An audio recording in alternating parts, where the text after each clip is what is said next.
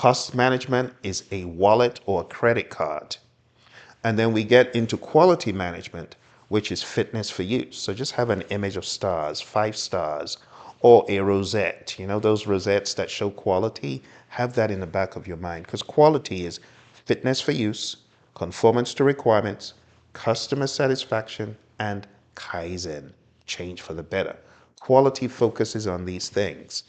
Then we need to think about resource management. Resource management is all about the human resources, equipment, material, supplies, and facilities.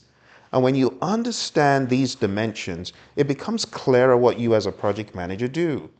You first of all create a plan for how to manage the resources, and then you acquire the resources, and then you develop the humans, you develop the team, you send them for training, coaching, team building, morale boosting, synergizing, and then you give them feedback and rinse repeat. And then for the physical resources, you ensure that they are being used the right way.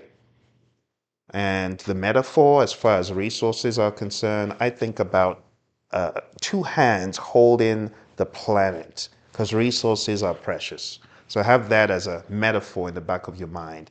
Protect our resources. Then we get into communications. It's a phone. Just think about a phone, right? When you think about a phone, you're communicating, not only speaking, but also texting, or you're on a Zoom and other things. So the phone is a good metaphor, but communication is what the project manager spends 70 to 90% of the time doing. That's why it's so important. After communications, I want you to think about a pair of dice. Throw the die, and what do you get? You get a number between 1 and 6. Uncertainty, probability, that's risk. A risk is an uncertain event that, if it happens, could impact the project positively or negatively, not just negatively. You see what I'm saying? So you need to understand that in the lens of PMI's PMBOK guide, that we plan how to manage risks, we identify risks, we do an analysis of the risk to understand how big, how small, how impactful, probability of occurrence, and then we can actually quantify that in dollars. If this happens, well, this is what it's going to take us back by. And then you plan responses based on how big the risks are, and then you implement the responses. You can avoid, transfer, escalate, accept, or mitigate a negative risk.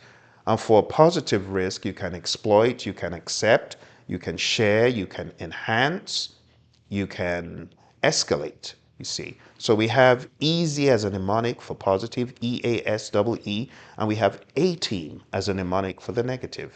So this helps you recall these frameworks.